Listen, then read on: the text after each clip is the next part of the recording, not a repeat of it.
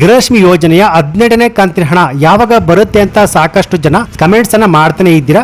So ಈ ಒಂದು ವಿಡಿಯೋದಲ್ಲಿ ಸರಿಯಾದ ಪಕ್ಕಾ ಮಾಹಿತಿ ಸಿಗುತ್ತೆ. ಹೌದು ಸ್ನೇಹಿತರೆ, ಇಲ್ಲಿ ಗೃಹಲಕ್ಷ್ಮಿ ಯೋಜನೆಯ 16 ಮತ್ತು 17ನೇ ಕಂತಿನ ಹಣ ಈಗಾಗಲೇ ರಾಜ್ಯದ ಮಹಿಳೆಯ ಬ್ಯಾಂಕ್ ಖಾತೆಗೆ ಜಮಾ ಆಗಿರುವಂಥದ್ದು.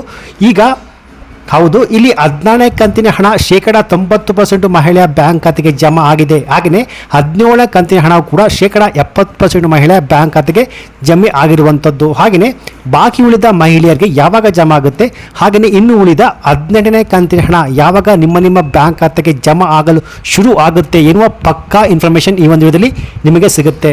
ಸೊ ಹಾಗೆಯೇ ಇಲ್ಲಿ ಯಾರಿಗೆಲ್ಲ ಇನ್ನೂ ಕೂಡ 16 ಮತ್ತು 17ನೇ ಕಂತಿನ ಹಣ ಇನ್ನೂ ಕೂಡ ಬಂದಿಲ್ವ, ಅದರಲ್ಲಿ ಸ್ವಲ್ಪ ಜನರಿಗೆ 16 ಮತ್ತು 17ನೇ ಕಂತಿನ ಹಣ ಹಾಗೂ 12ನೇ ಕಂತಿನ ಹಣ ಕೂಡ ಜಮಾ ಆಗುವುದಿಲ್ಲ ಎಂದು ಸರ್ಕಾರ ಖಡಕ್ ಆಗಿ ಹೇಳಿದೆ. ಸೊ ಹಾಗಾದ್ರೆ ಯಾರಿಗೆಲ್ಲ ಇನ್ನು ಮುಂದೆ 16, 17, 18ನೇ ಕಂತಿನ ಹಣ ಹಾಗೂ ಗೃಹಲಕ್ಷ್ಮಿ ಯೋಜನೆ ಮುಂದಿನ ಯಾವುದೇ ಕಂತುಗಳು ಹಣ ಏನಕ್ಕೆ ಬರುವುದಿಲ್ಲ, ಯಾರಿಗೆಲ್ಲ ಬರುವುದಿಲ್ಲ, ಹಾಗೆಯೇ 12ನೇ ಕಂತಿನ ಹಣ ಯಾವಾಗ ನಿಮ್ಮ ಬ್ಯಾಂಕ್ ಖಾತೆಗೆ ಜಮಾ ಆಗುತ್ತೆ ಎನ್ನುವ ಪಕ್ಕಾ ಇನ್ಫಾರ್ಮೇಷನ್ ಈ ಒಂದು ವಿಡಿಯೋದಲ್ಲಿ ನಿಮಗೆ ಸಿಗುತ್ತೆ.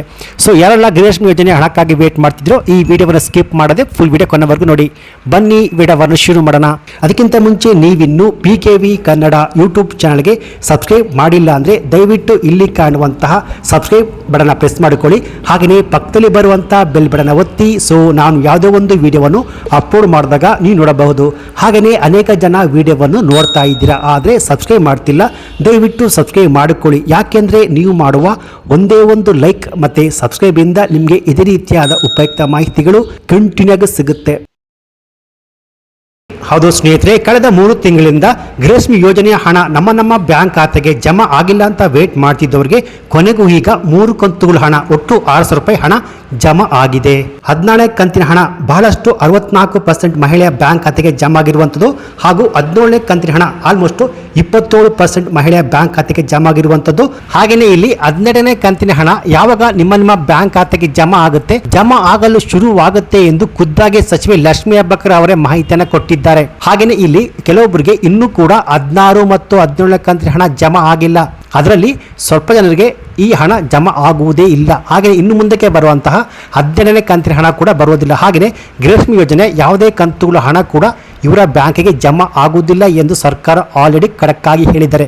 ಸೊ ಹಾಗಾದರೆ ಯಾರಿಗೆಲ್ಲ ಜಮಾ ಆಗುವುದಿಲ್ಲ, ಏನು ಕಾರಣ ಅನ್ನೋ ಮಾಹಿತಿ ಇಲ್ಲಿದೆ. ಹೌದು ಸ್ನೇಹಿತರೆ, ಎಫ್ ಡಿ ಅಂದರೆ ಫೈನಾನ್ಸ್ ಡಿಪಾರ್ಟ್ಮೆಂಟಿಂದ ಗೃಹಲಕ್ಷ್ಮಿ ಯೋಜನೆಯ ಹಣಕ್ಕೆ ಸಂಬಂಧಪಟ್ಟಂತೆ ಒಂದು 5 ನಿಯಮವನ್ನು ಜಾರಿ ಮಾಡಿದ್ದಾರೆ. ಆ ನಿಯಮದ ಪ್ರಕಾರ ಇನ್ನು ಮುಂದೆ ಇಂತಹ ಮಹಿಳೆಯರಿಗೆ ಹಣ ಜಮಾ ಆಗುವುದಿಲ್ಲ.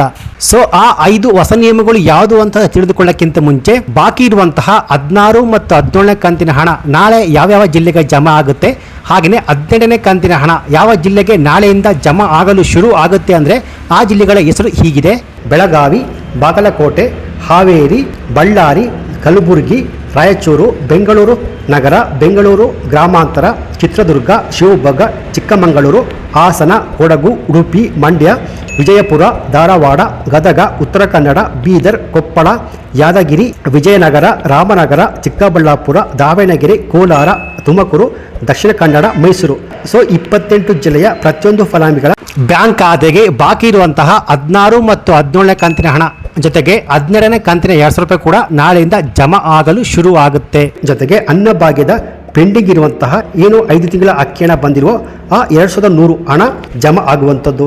ಹೌದು ಸ್ನೇಹಿತರೆ, ನಾಳೆ ಸೋಮವಾರ 17ನೇ ತಾರೀಕಿನಂದು ಬಾಕಿ ಇರುವಂತಹ 16 ಮತ್ತು 17ನೇ ಕಂತಿನ ಹಣ ಜೊತೆಗೆ ಅನ್ನಭಾಗ್ಯದ ಹಣ ಜಮಾ ಆಗುತ್ತೆ. ಹಾಗೆಯೇ ನಾಳೆಯಿಂದ ಹೊಸದಾಗಿ ಯಾರಿಗೆಲ್ಲ 16 ಮತ್ತು 17ನೇ ಕಂತಿನ ಹಣ ಜಮಾ ಆಗಿದೆಯೋ ಅವ್ರಿಗೆ ನಾಳೆಯಿಂದ ಸೋಮವಾರದಿಂದ 12ನೇ ಕಂತಿನ ಹಣ ಕೂಡ ಜಮಾ ಆಗಲು ಶುರು ಆಗುವಂಥದ್ದು. ಅದೇ ರೀತಿ ಇನ್ನು ಮುಂದೆ 1,28,000 ಮಹಿಳಾ ಬ್ಯಾಂಕ್ ಖಾತೆಗೆ ಇನ್ನು ಮುಂದೆ ಹಣ ಜಮಾ ಮಾಡ್ತಿಲ್ಲ. ಹೌದು ಸ್ನೇಹಿತರೆ, ಸೊ ಇಲ್ಲಿ ರಾಜ್ಯ ಸರ್ಕಾರ ಆಲ್ರೆಡಿ ಹೇಳಿರುವಂತೆ ಗೃಹಲಕ್ಷ್ಮಿ ಯೋಜನೆ ಅಡಿಯಲ್ಲಿ ಇನ್ನು ಮುಂದೆ ಕೆಲ ಮಹಿಳೆಯರಿಗೆ ಹಣ ಜಮಾ ಆಗುವುದಿಲ್ಲ ಅಂತ ಆಲ್ರೆಡಿ ಹೇಳಿದ್ರು. ಸೊ ಈ 5 ನಿಯಮಗಳ ಪ್ರಕಾರ ಇನ್ನು ಮುಂದೆ ಇಂತಹ ಮಹಿಳಾ ಫಲಾನುಭವಿಗಳ ಬ್ಯಾಂಕ್ ಖಾತೆಗೆ ಗೃಹಲಕ್ಷ್ಮಿ ಯೋಜನೆ ಹಣ ಜಮಾ ಆಗುವುದಿಲ್ಲ. ಸೊ ಆ 5 ನಿಯಮಗಳು ಏನಪ್ಪಾ ಅಂದ್ರೆ, ಮೊದಲನೆಯ ನಿಯಮ, ಗೃಹಲಕ್ಷ್ಮಿ ಯೋಜನೆಯ ಫಲಾನುಭವಿಗಳ ಮನೆಯ ಸದಸ್ಯರು ಕಡ್ಡಾಯವಾಗಿ ತಮ್ಮ ಆಧಾರ್ ಕಾರ್ಡನ್ನು ತಮ್ಮ ರೇಷನ್ ಕಾರ್ಡ್ಗೆ ಲಿಂಕ್ ಮಾಡಿಸಬೇಕು, ಅಂದರೆ EKYC ಮಾಡಿಸಬೇಕು. ಇಲ್ಲಿ ಬಹಳಷ್ಟು ಜನರು ಇನ್ನೂ ಕೂಡ EKYCಯನ್ನು ಮಾಡಿಸಿಲ್ಲ. ಸೊ ಯಾರು EKYC ಮಾಡಿಸಿಲ್ವೋ ಅವ್ರಿಗೆ ಗೃಹಲಕ್ಷ್ಮಿ ಯೋಜನೆ ಹಣ ಜಮಾ ಆಗುವುದಿಲ್ಲ. ಯಾಕೆಂದರೆ DBT ಮೂಲಕ ಹಣ ನಿಮ್ಮ ಬ್ಯಾಂಕ್ ಖಾತೆಗೆ ಜಮಾ ಆಗಬೇಕು ಅಂದರೆ ಕಡ್ಡಾಯವಾಗಿ ಆಧಾರ್ ಕಾರ್ಡ್ ನಂಬರು ರೇಷನ್ ಕಾರ್ಡ್ಗೆ ಲಿಂಕ್ ಮಾಡಿಸಬೇಕು. ಹಾಗೆಯೇ ಎರಡನೆಯ ನಿಯಮ ಏನಪ್ಪಾ ಅಂದರೆ, ಇಲ್ಲಿ ಬಹಳಷ್ಟು ಮಂದಿ ತಮ್ಮ ಆಧಾರ್ ಕಾರ್ಡನ್ನು ಪಡೆದುಕೊಂಡು 15 ವರ್ಷಗಳೇ ಆಗಿದೆ, ಆದರೂ ಇನ್ನೂ ಕೂಡ ತಮ್ಮ ಆಧಾರ್ ಕಾರ್ಡನ್ನು ಅಪ್ಡೇಟ್ ತಿದ್ದುಪಡಿ ಮಾಡಿಸಿಲ್ಲ. ಅಂದರೆ ಯಾವ ಮಹಿಳೆಯರು ಆಧಾರ್ ಕಾರ್ಡನ್ನು ಪಡೆದುಕೊಂಡು 15 ವರ್ಷ ಆಗಿದೆಯೋ ಅವರು ಕಡ್ಡಾಯವಾಗಿ ಆಧಾರ್ ಅಪ್ಡೇಟ್ ಅಥವಾ ತಿದ್ದುಪಡಿ ಮಾಡಿಸಿಕೊಳ್ಳಬೇಕು. ಸೊ 15 ವರ್ಷ ಆಗಿದ್ರು ಕೂಡ ಯಾರು ತಮ್ಮ ಆಧಾರ್ ಕಾರ್ಡನ್ನು ಅಪ್ಡೇಟ್ ಮಾಡಿಸಿಲ್ವೋ ಅವ್ರಿಗೆ ಇನ್ನು ಮುಂದೆ ಗೃಹಲಕ್ಷ್ಮಿ ಯೋಜನೆ ಹಣ ಜಮಾ ಆಗುವುದಿಲ್ಲ.